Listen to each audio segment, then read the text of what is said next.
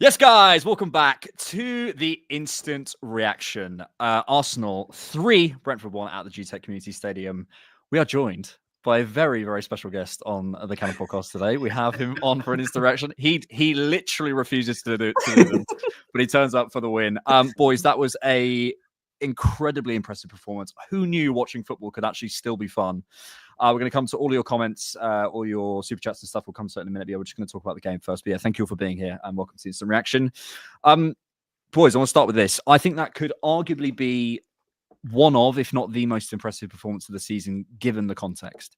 When we consider the sickness going around, when we consider we didn't have Bukayo and Kai and obviously Ben White, when we consider the players stepping up, when we consider the left-hand side, when we consider where we were in terms of the opposition, but also being away from home, when we consider the fact we went down, but we didn't collapse.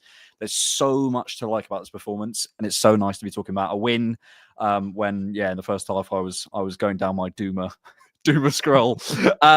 Rohan, welcome to the interaction. We'll come to you first. How you feeling? Good. I'm so happy we won. Not just because of it in general, but I didn't want to come on here and talk about a loss or a draw. I would have been the most miserable person ever. I swear down. But I think that performance was kind of reminiscent to when we beat Brentford 3-0 in the 22-23 season, where we looked at that as being one of our best performances of that season. And I think with the context behind it as well, it looked very much like a banana skin on paper. Yeah. You know, Brentford are very good at home this season. They're very good at home in general. And then you have the news of a sickness bug going around the Arsenal camp and it being on New Year's Day. There were so many different narratives that were there. But I think with the Saka injury as well, I don't think we could have asked for any more. You know, and Brentford's goal came in one specific moment. Then they had some control, I'd say 5 to 10 minutes after the goal. But apart from that, the performance, I can't fault it. You know, it was fantastic and pleasantly surprised because I think this team for me needs to show me it can cope without Saka. And there's still a lot of games to go. There's still a lot of tests to come. But today it was fantastic. George, we look like title challengers. That's what I felt. Mate, no, but you know what? Part of the problem is I feel like we're so concerned with the story of the season, but I've got a little funny stat for you. We beat Brighton and we're 2 points ahead of where we were last season. Wow. Given the context of how people want to talk about Arsenal, you would think that that's 5-6 points below. Look, a lot of this has to be tempered, so I won't keep going on it, but it's tempered because of the Liverpool distance. How we play today and the solutions that we found against a very good Brentford team. And despite injuries with a lot of people coming back, by the way, that wasn't just a weekend Brentford side. Like, you know, we had to work hard in order to earn that victory. And I feel that this was the first time that we played Calafiori, Merino, and Martinelli. And that left-hand side, I'm going to agenda 2 goals, first 90. And it looked very cohesive. They were finding quite a bit of solutions. And I think Merino was an odd one because he was somebody that I thought started really slow, worked his way well into the game. And, you know, when you're trying to draw a bird's eye perspective view on it, both Calafiori, I think, also had a similar effect for me. I think he was even less than Merino. I think Merino really showed up in the second half, but both players that look like they haven't played 90 minutes. And, you know, shock horror, as the game comes on, they're starting to look a little bit more fluid. They're starting to find connections. And I just thought Martinelli had brilliant movement today. And that goal was coming. You know, I thought he was our most dangerous player, bar Ethan in attack, who I thought had a phenomenal game. And we might need to, you know, really have a talk about what we need to make that click, because I really think Ethan could solve a lot of things, but he needs Ben quite drastically if we really want to make that side pop, in my opinion. And then, I think Thomas Partey had a very good game today. Very good game. If anything, I thought our 8s in the first half struggled a bit. And, you know, Calafiori, again, struggled a little bit, had to work a little bit back into the game. Even David Raya, another one that I think had to work to come into the game. But our center backs were strong. My God, Saliba, a titan again. Like, I don't think we talk about him enough, oddly. But, anyways, I'm just going player by player. I thought it was a top performance, and there were some things that I saw as far as creative solutions that we hadn't seen before. And I was just really glad that we stuck with the game plan. It is so easy with the pressure that we're at currently right now to go 1-0 down and abandon a game plan. Yep. And there was a lot of people, I was in group chats, there's a lot of people saying, we've got to change it. It's going horribly wrong. And mate, at the end of the day, it's a 0.06 chance from Mbeumo. It's a poor pass by Odegaard, but ultimately it's a top transition from a top player who's arguably the best attacker outside the top 6. Yeah. Scoring that and conceding that, it's going to happen. But as a whole, I felt we dominated, we did well, and it was a really complete performance. Yep. And I think, as you said, George, like it's not going down when that happens. It's sticking to what we're trying to do, sticking to our principles, and getting through that. I think, Harry, thank you so much for the super chat. As Ivan Tony would say, nice kick around with the boys, and it kind of turned into that. But actually, I think what I was impressed by was we are going to suffer, and there does feel like this thing sometimes in the fan base, and it is a bit of an online thing, but we're kind of that generation, right? Where it's like almost like unless you are playing for 90 minutes every single game perfectly, winning, and nothing's going wrong, you're failing. That is not achievable. That is not Premier League football. You're going to suffer in these games. That's going to happen. Let's be absolutely clear. You could go through that Brentford team and you could go through pretty much every single player and say they're brilliant. They have a brilliant quality. I'm not saying they're top 6 quality necessarily, but they are brilliant. I think Thomas Frank is a brilliant coach. And second half, it did turn into a kickabout, which I think is only quality, a credit to us. We'll come on to Partey and other players in just a second. Thank you, Big Cheese, for your super chat as well. But Rohan, George sort of mentioned it there. The platform, we will have an Ethan section, don't worry. The platform that Saliba and Gabriel give us, I was sort of talking about this with Forder on the last instant reaction.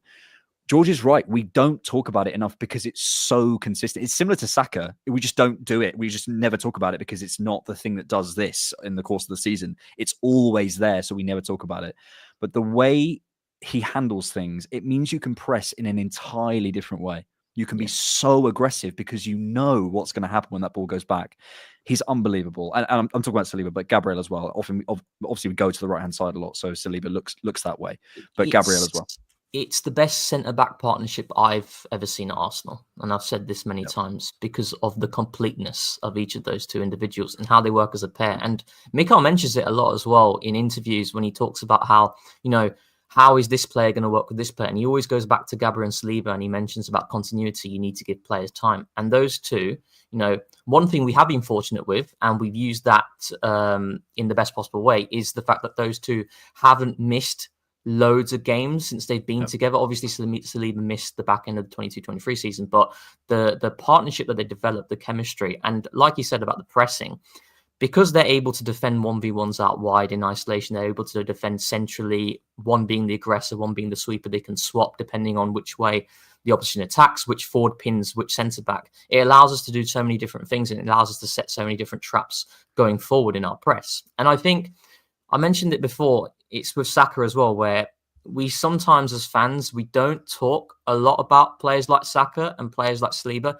because we just see it as the norm, these performances, week in, week out. But then that's us taking it for granted, where even though, today's performance from Saliba, it was fantastic, but I've seen about 5 billion of those types of performances, but we still should keep talking about it because it's not normal. And the moment, God forbid, let's say in a different world in which Saliba leaves and we bring someone else in, you won't see that same level because we're talking about a generational player here and we're talking about a generational partnership as well. Because there are like I said, the Palace game in which we won 5-1, that was probably one of Saliba and Gabriel's worst performances ever.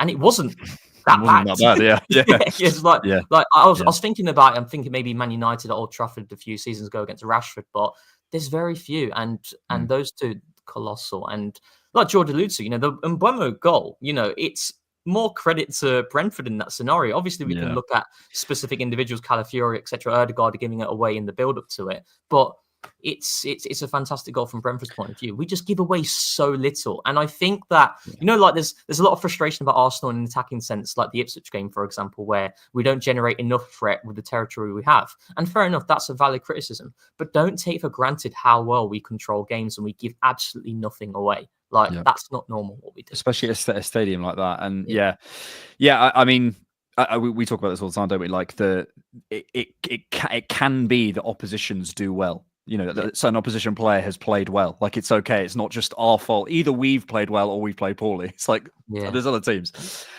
George, we had a super chat from Big Cheese talking about Thomas Partey. And I have to say, I thought he was terrific today, especially first half, actually, Thomas Partey. I think when you're talking about players who are sticking to the principles, who are sort of, going through that suffering or whatever, I think I'd pick him out as maybe because, obviously he came off and stuff. So I think his game changed over the course of the game, but he was the one I felt in the first half, giving us that impetus, giving us that forward momentum. Talk about him, because I think it's so important, especially with Rice playing so much football, to be able to put him in, to not have a drop off in terms of quality. Obviously, there's different qualities, but not a drop off in terms of level. It's so big. I think my favorite part of the performance was also off the ball. I know what he can give you vertically, and at times I don't think he judges the balance of that always very well. I mean, today he did brilliantly at it, but I mean, there are some times that I feel that he's too vertical, but in general, just defensively, and the amount of transitions that he was able to stop was incredible. It was great. I mean, a lot of people, I think, make the conclusion that without Rice, we're unable to control transitions in the right way. And I think as a whole, Thomas Partey today kind of returned a little bit back to that defensive completeness that I think makes him really good. It's just, there's times that he gives you moments of spurts, but on the whole, he has been probably our most consistent midfielder all season. And, whether that's injury, whether that's, form coming in and out, our eights and Merino and Odegaard haven't actually had the amount of time to sit there and really develop partnerships. But still, he still maintains, in my opinion, to be our most consistent midfielder so far this season. And he's showing up fitness-wise. I mean, we kill players for being a Tomiyasu and whatnot. I mean, at the end of the day, no matter how much you want to bemoan the past, he has been available. And he's been available, and it's mattered, and we've needed him to be. I mean, I honestly don't know where we would be if Thomas Partey wasn't able to show the reliability and fitness that he's shown this season under the context of all the injuries that we've had. So whatever he's doing, credit to him. He did really, really well today. And I'm not worried about him having to slot it right back right now for Brighton. I think people are going to look back at the past about his performance there. But I think in the form that he's in, going to be very important that we see somebody defensively strong, able to give us a little bit more oomph going forward. And I think that if we can just get Thomas Partey to become a backup role, that says more about Arsenal than it does Thomas Partey, generally speaking. So, yeah. Yeah, for sure. Lucas, thank you for the super chat. I'll come to it in just a second, just because, just for the flow of the pod, I want to talk about this now. I don't want to spend too long on this because we've won. So whatever. But I think Odegaard just had a bit of an off game. I think there's a more of a meta commentary there for me. I think, or maybe there's about transitions, but that's a different conversation. I think with Merino, Rohan, I think I've isolated what my issue is. I think he's very eager to impress. And he arrives too early for me. And what happens sometimes is the creep that we do, the sort of the slow choreographed, one player moves, then one player moves, and then you force the action. He kind of, for me, tends to force the action too early by arriving too early, by pressing too early, by basically triggering an action before the players around him have sort of formed the cage that we know we can do. I do think Merino is a net positive in this team. And I don't want to spend too long on this, so let's not spend too long. But what can he do to improve it? And yeah, any thoughts on Odegaard in terms of what he did today? Yeah, I think Odegaard's had a below par couple of performances. I'd say actually 3 performances. I didn't think he was particularly great against Palace away from home as well. He's had a baby. Yeah. Into the Miguel baby school. Yeah. But I think, I have a feeling it's just a little bit of a blip. But also, without Bukayo, that unit, it is disturbed, and it is something that we need to work with. Although there were some promising signs today with Ethan that we'll get into. In terms of Miguel Merino, I feel like I think the first and second halves, it was chalk and cheese. I think the first half, I felt like when Miguel Merino is, I'd say, below par, it feels like he's 1 or 2 seconds just off the pace, both in and out of position for me. I think sometimes he slows it a little bit too much on the ball in the first half we saw. And also at times, and maybe this could be due to the sickness bug that was going around, I felt that there was a period after the first goal in which we were just a little bit off in our press. And it felt like Merino was the one who was off, when he was marking between the 2 pivot players. But I think when you have players around Miguel Merino, and when we actually build through the left, you start to see more incisiveness with him when he has players in and around him within close proximity. And the one thing about Merino that I really want to push is that every time he plays, he always has at least one big moment in the game, a goal scoring every single time. And we saw it in the second half as well. You know, like you can go through every single game that he's played, and I can guarantee you maybe there's only like 1 or 2 games in which he's not managed to generate something. So that's a big plus as well. You know, someone who's kind of like that magnet in which something big's going to happen. It's just a case of whether we can take it or not. So before we come to the numbers, let's talk Ethan. And thank you, Lucas, for your super chat here. My guys in Zinchenko left wing. We don't need anyone. Rohan, love hearts. Thank you for being here, Rohan. Appreciate it. It's not that bad, is it? The only negative, George, probably of the Ethan performance today is it might convince some people we don't need a signing. That's probably the only negative. I mean, he was unbelievable. The fact we've spawned 2 basically 80, 100 million pound potential future assets out of the academy at the same time is just crazy and needs a conversation in itself. But yeah, I know obviously this is the first time you're watching Ethan, but any thoughts? Yeah, new player for me. Mate, he's so good. And he's playing within himself. The funny thing is, like, you look at him and the amount of times I was urging him to take on players more often. And there was definitely a part of it where he feels like the young kid coming in because he freaking is. He's 18, you know, and I just 17.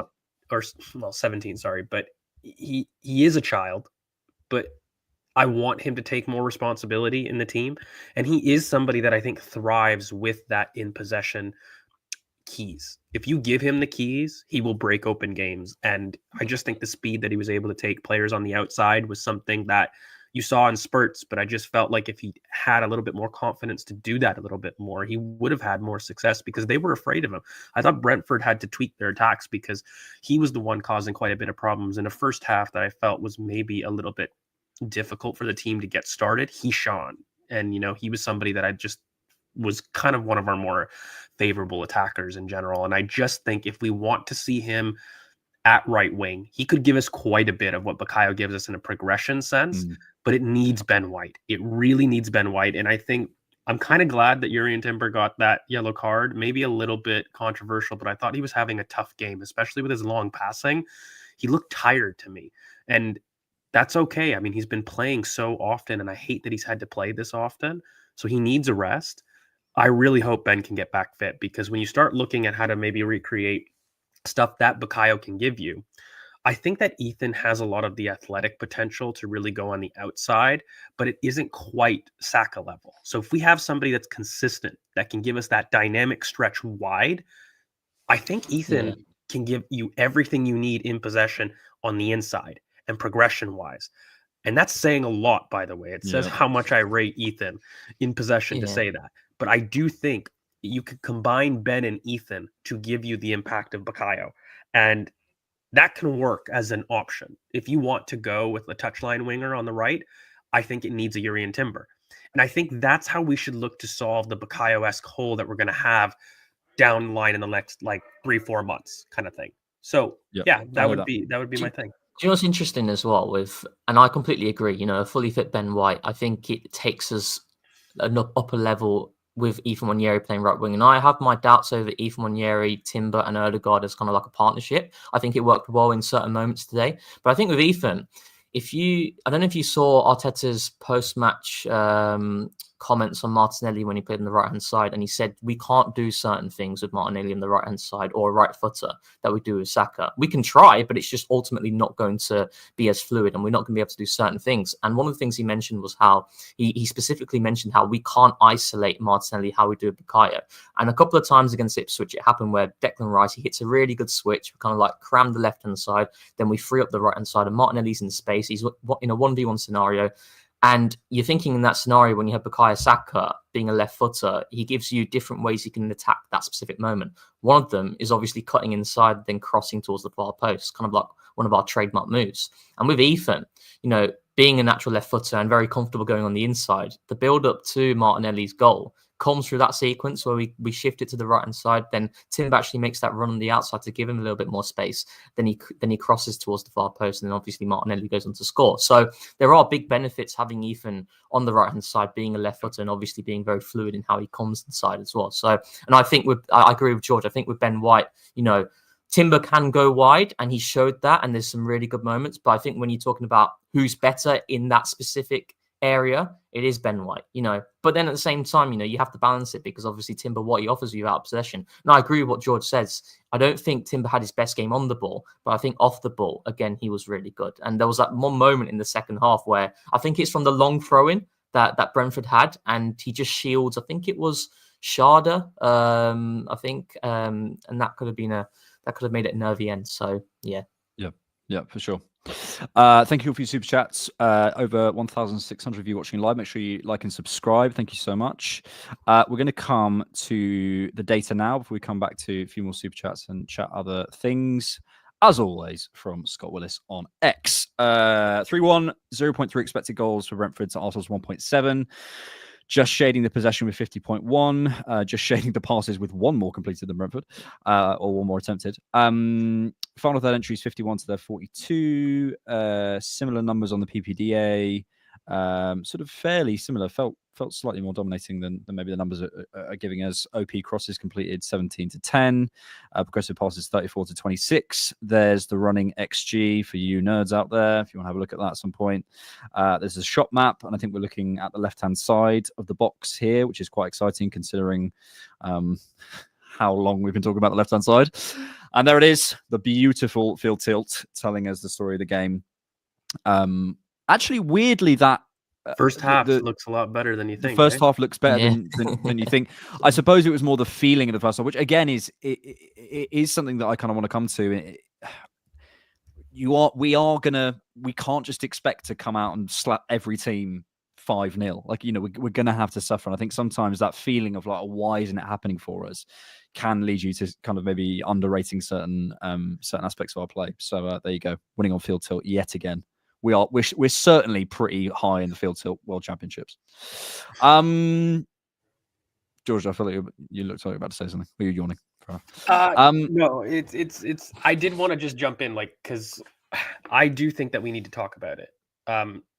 I understand that we're in a difficult moment and we're not where we want to be, but I do feel that it paints a lot of the analysis to outcome analysis here in terms of what we're seeing. If we're really going to blow up about how we're responding to no Saka, this isn't easy. This isn't easy to lose your best player. And, if you're going to sit there, just have a look at Man City and how they're dealing with no Rodri. And Saka, make no mistake about it, Saka is to Arsenal what Rodri is to Man City. And that is huge. And for us to be able to kind of churn out those performances, I just think it shows character that people want to demand about a title challenge and a title race. And the boys deserve their credit, to be honest with you. There was a bug going around. This isn't an easy game day. I think Brentford are going to challenge a lot of top 6 teams in terms of giving them a real game. And I just thought we made it look easy. We made it look like it was a relegation team. And I think that's credit to Arsenal, and that's credit to the team for sticking to a game plan that, despite having an early goal, led to a really dominant performance. And I will say, I think that we skipped over the zone 14 touches. We had a lot of zone 14 touches today. There was a lot of central access, and I'm not lost that always seems to come when there's balance on the left-hand side, no matter how great we know the right-hand side to be. And it's not about players. It is about, for me, understanding that there's equal threat on both sides, leaving defenses guessing both sides, and you can't predict where you're going to attack from. That's what gives the central access more than any one player debate. It's the doubt on both sides, and the defense having to shift between the right and the left as opposed to just predictably shifting one side.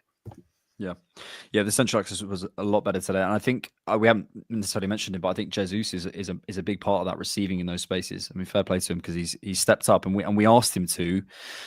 When Saka got injured, we said we need players like Jesus to step up, and credit to him, he is. And George, we've sat on pods and said, we need to see more, and we are seeing more. So I think that's credit to him. HFN, thank you for super chat. I need the panel opposed to selling Kivior and Zinni in the summer and replacing with Lisandro Martinez. His line-breaking passing is second to none in the Premier League. Rohan, thoughts?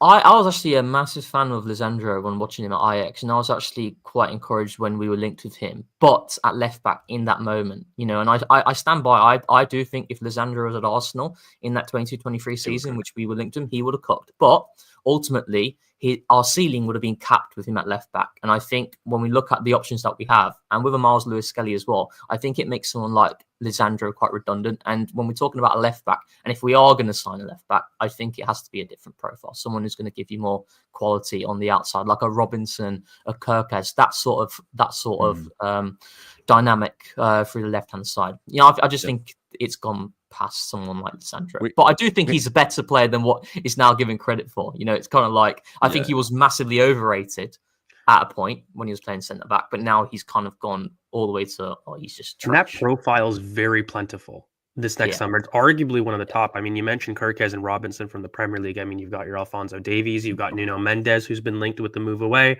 Those are top world-class options there. Patrick Dorgu, a fan of mine from Lee Serie A. You're looking at 5 players there. And, a lot of people are going to say, do we need another left back?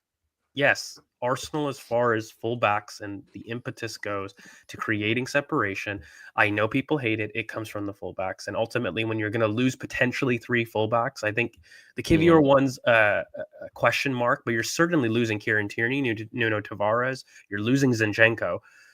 There's 3 left backs that are going to leave. And I'm not opposed to a Kivior sale either, especially if we get a really top option like an Alphonso Davies or a Nuno Mendes, which is something that I think would be top. I think a trio of Calafiori, one of Alphonso Davies, Nuno Mendes, and Gabriel, servicing 2 positions is absolutely incredible quality, equivalent to the Ben White, Timber, Saliba trio on the right.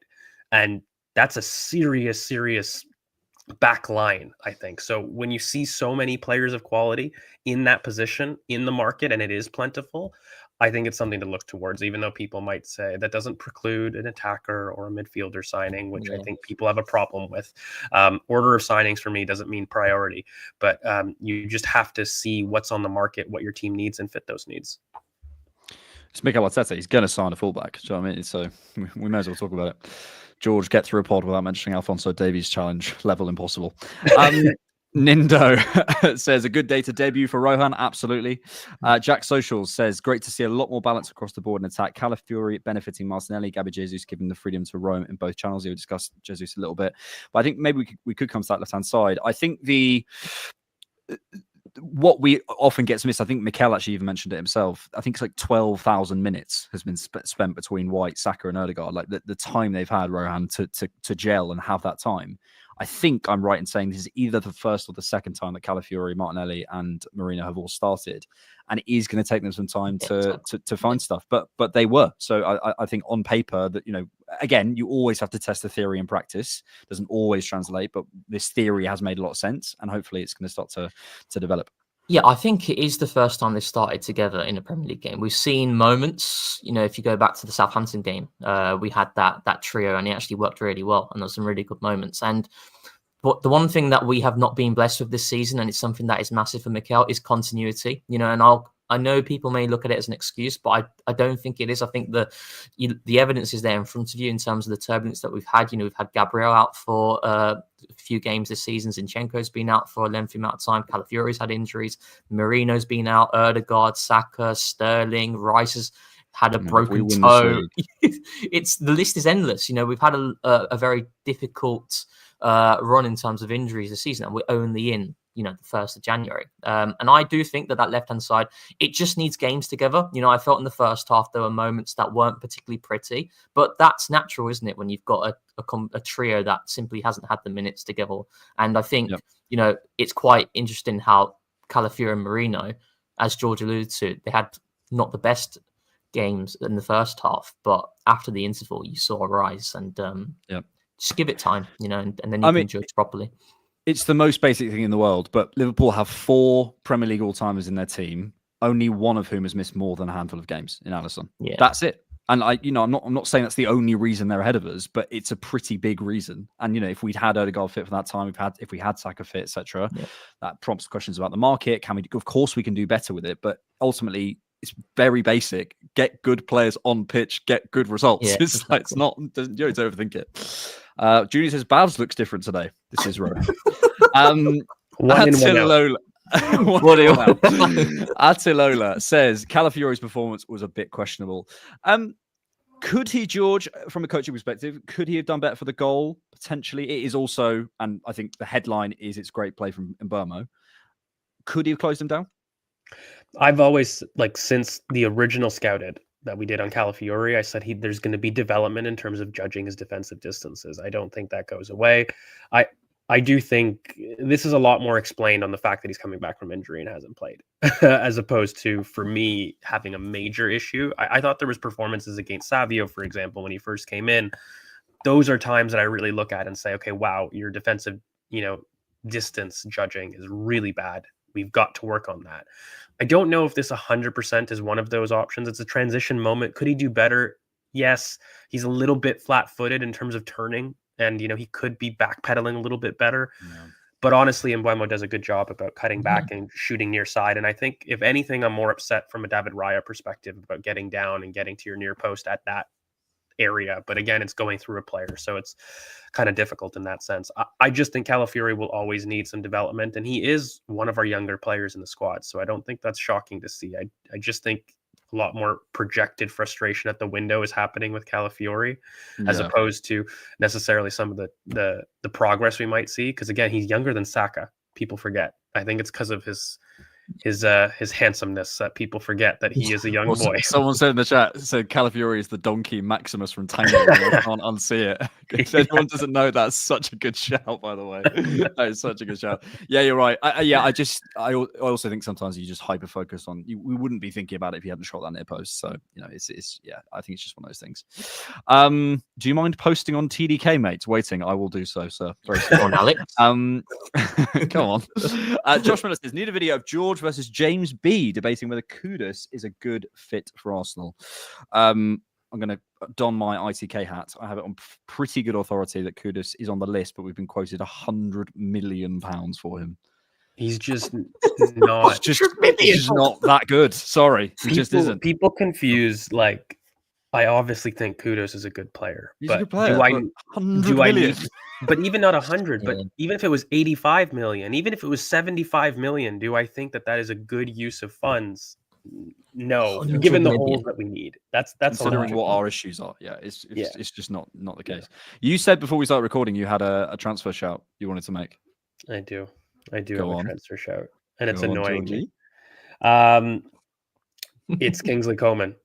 I have a look at that type of player, and I'm thinking, in the last 6 months, he's somebody that was asking, I think, 40 to 50 million euros, and given his contract situation, it would probably be roughly half of that. We know what his injury issues are, but that boy, when he plays, if you have a look at actually his consistency of output in terms of deciding moments, if you're talking about X factor, I think this year he's the reason that Bayern were able to win and beat PSG, turns that game around. Last year, his issues against kind of Dortmund, the title decider game, I believe, even last year, even 2 years ago, he consistently shows up. And I think when you're looking at a price point of essentially 25 to 30 million pounds for what is an X factor moment, my only thing is you need to pair him with somebody that's a young prospect in general in the summer, because you do need a long term and somebody that is able to kind of come in.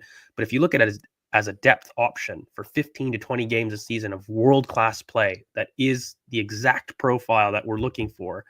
I'm looking at pairing that with maybe a Dani Olmo on a free that I've been kind of manifesting a little bit online with the registration issues. I think those two together solve a crazy amount in the next 6 months, and it could be something to look at. Yeah, I mean, obviously the availability issues come up, but again, for that sort of price for a player of his quality, sometimes you go, okay, if he's going to miss 10 games a season, do I still pay it? Maybe. You start to have to, you're not going to get a perfect player. So yeah. But there's no one out there, George. There's no one out there. Young Kingsley Coman is like the perfect winger, like young Kingsley Coman in terms of his profile. But that's what he got the Champions. Yeah. Imagine you pair him with Abino Giddens, a prospect that you really believe in. You've got somebody. He's cheap enough that it doesn't prohibit a major signing down the line. And you combine the two, and you end up getting the best of both worlds. So it's not something I'm saying no to, and I'm looking at for sure. Yeah. Jack, I couldn't help but wonder at certain points where the goals would come from and what we were trying to do. We need more versatility in the final third. I will say, I mean, I have to be fair, there were points in the first half where I was thinking, what are we going to say on this instant reaction? It's just the same. I was thinking, can I find an excuse not to come on? No, you're going to do that anyway. Just publicly pressured you into doing it. But I do I will say, I thought today was better, not only for the central axis, but I thought the rotations were better.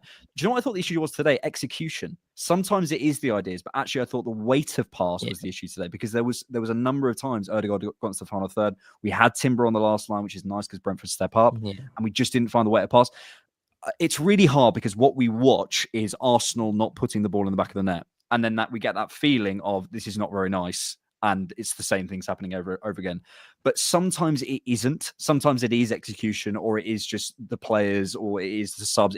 There's always like a different flavour. It's not always the same thing. Do you know what it is? It's like, and just going on a mathematical perspective here, like the Arsenal-Everton game, which finished 0-0, like if you look at the XG for and against in that game, I think the XG was like 1.5 to us and 0.12 to Everton. And today, by XG, it's kind of very similar, but it's a completely different feeling in terms of what we were doing in the final third in this game in comparison to that game. And that's where you see, that's where the numbers don't tell you the full story, doesn't it? Like immediately looking at the metrics post-match, as you showed, 1.7 XG for us, it feels quite low. But when you look at the situations we generated and how many times it was kind of like just the wrong decision made in an area in which you should be making the correct decision, I genuinely felt that the goals were going to come in this game because the way we were controlling it, and it felt like it was going to come, even though we weren't like testing Flecken, continuously. So I will say the just have a shot grew in stock today. Like just sometimes just have a shot. Can you please shout out my girlfriend Tanya? Hello Tanya, how you doing? Kieran 52. Hi Tanya. Is it safe to assume you're probably one of our only female watchers? Is it safe to assume that our keepers are always going to have a bozo moment against Brentford? Says Kieran 52. I have to say, but again, Raya had a poor start to the game, but again, it comes back to what George and I were saying earlier. He picked himself up, and he had a great second half, and like from that moment where he just palmed it, he actually looked really good. Like, so I think sometimes we can hold on to a moment and not actually watch the rest of the performance. I thought he was great the rest of the day. It is weird though, Brentford. Something about that stadium just makes it. There was another moment as well where they did a long throw and in the same end. Do you remember the game 2021? You'll remember this, right? When Norgard scored. 2021, when Norgard scored the long throw against Leno. That was a foul on Leno. Against Leno. And I was like, I got major flashbacks. Let's do a few more questions.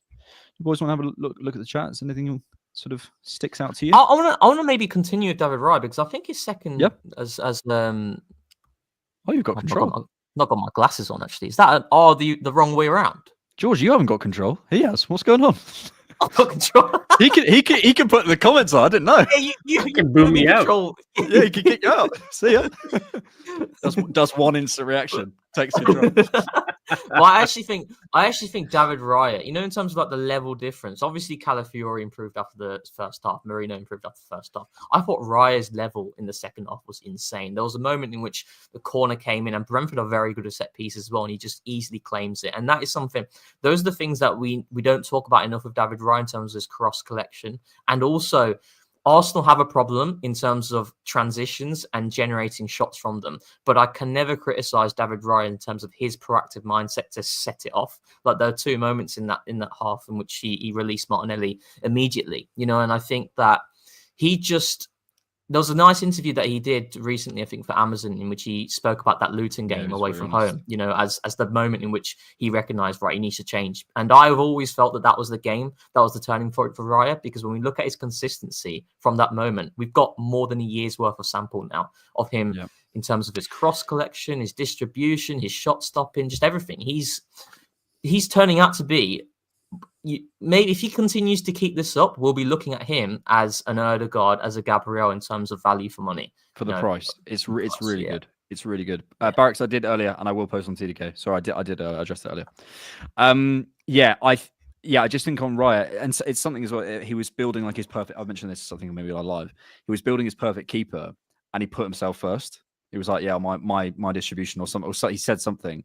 And when Miles and Declan and I think Trossard all coming on the pitch, I was like, there is just a sense from a lot of the players that Arteta signs that they just back themselves, and I think it's such an underrated quality, just mentally, just to believe in yourself. Like it's so, and you have players obviously who don't necessarily need that, but I think just having enough of that in the team, which I think has not always been there, just players who properly believe in themselves, it's really nice. Let's come to one more question. Why don't you pick it? Question for us. Well, really quickly, I know this is an easy one. I think Jack Donahue had set it a little bit up, how to become a member of the channel. Mate, you can look in the description if you'd like to become a member of the Cannon Podcast. You can join through a Patreon, or you can join through YouTube as well. It depends on what kind of medium you'd like to do, but you can click on the links down below, or there's like a little button above. Apparently, I'm told, because I'm not good with tech, there is a join member button that is next to the bell that you could do if you'd like to see us on YouTube. And we will have a live. I can't remember who said it a little bit down below, but somebody did ask if we were going to do a live. We are going to do TCP live tomorrow, and you can see these lovely two folks. Absolutely. Just thinking ahead then, as the last question, no Timber for Brighton. How would you set up defensively against Brighton, you two? I'd keep it the same team, but with Partey at right back. I really think that, and it's quite interesting because I mentioned it on TCP Live where Miles Lewis-Skelly individually has had minimum 8 out of 10 performance every single time he's been given an opportunity. But I felt that in order for us to maximize the left-hand side, we need Calafiori. And that sounds really harsh because it's like he's playing through the skin of his teeth, man of the match against Ipswich. But for the balance of the team, it just feels like, for me, giving Calafiori, Merino and Martinelli the opportunity to play week in, week out, then I think we can judge it properly. We've seen the glimpses and we feel, all of us, on paper, it works. And we have evidence now, albeit a small sample. But the only way in which you're going to be able to get more confidence from it is to keep playing them. But I have a feeling Mikel's going to keep tweaking it through that left-hand side, which is going to annoy me, to be honest, because I just want to see. I've seen it mentioned in the chat, and I'm really not opposed. Miles is a shout. He's done it before, and the only reason I would think about it is because of Mitoma, and in very much a lot of the same logic when we had Salah and Tomiyasu, and that matchup in terms of how they like to cut on the inside. And I just think, whilst he definitely does have some lapses on the right-hand side, because I think he is naturally a little bit more somebody that prefers seeing the left-hand side of the pitch, that natural kind of cut inside meet with the left foot of Miles, who is quite snappy, it could work. It just depends on if you really want to throw that in, which is a tough game. Brighton's a tough game, so I don't know if that's something that you want to see. I'm not opposed to it. I'm with Rohan, though. I do kind of prefer the Partey shout, only because I'd like our first team to start to develop a little bit of chemistry, but Miles absolutely has that flexibility in terms of being both sides. And I think it's even more of a shout when you start to see how Mitoma might interact and that 1v1 battle in general, having somebody that's a little bit more snappy, especially running back to goal. It's definitely a shout for me. It's one of those. I think with Partey, I've always had worries about him 1v1 out wide, but I think one of his standout performances this season defensively has been against Liverpool, against Luis Diaz. I was literally about to say that. Like he was, and when I saw the lineup in that game, I thought, oh my god, he's going to get ripped to pieces. But he locked him off. Brilliant. The amount of times actually he was in isolation 1v1, and Liverpool targeted him every single time when they didn't look to build through the lines. They went long every single time towards Diaz and Partey every single time. I think there was maybe one moment in the second half, but that was my concern with Partey, right? But was against straight line dribblers, I was like, I think he'll be fine. But again, it's the chop and changes, like the Mahrez type players. Like that was what I was worried about. But he looked great. Let's finish there. Thank you all for being here. Mate, George has improved at doing plugs so much. It's like he's been coached by Arteta. George has gone to showbiz. George has been asking for money for his new teeth and stuff. It's crazy. Thank you for being here. If you've never seen this interaction before, we do these for about half an hour after every single Arsenal game. So we'll be back for when we play against Saturday against Brighton. Is it Saturday? So we're back on Saturday. Was it fun, Rohan? Was it scary? I'd just rather be left alone after a game. Okay, but will you do them if we win? How about that? As against Brighton? No, just wins in general. You'll join us if we win. Sometimes. You're a fair weather instant You're not getting this every single game. You're not getting this. I will ignore you. Yeah, fair enough. Really, really quickly, though, for me, I know it's basic, but Happy New Year, everybody. All the love. Thank you so much in the chat. Thank you for your support, and thank you for joining us on the huge 2024 journey. We can't wait for 2025. We've got a lot of content, hopefully, that we look to improve on. We're always looking to improve, so if you guys can drop comments down below what we can improve, we would love that. But make sure you guys enjoy your families, keep safe, all the best, and very good prosperity in whatever you guys want to do in the new year. Did so. Anything from you, Rohan? Nah, George has said it perfectly. He's cooked. He's cooked. Coach Arteta. Thanks, everyone. Thanks for watching. And thanks for keeping it Arsenal.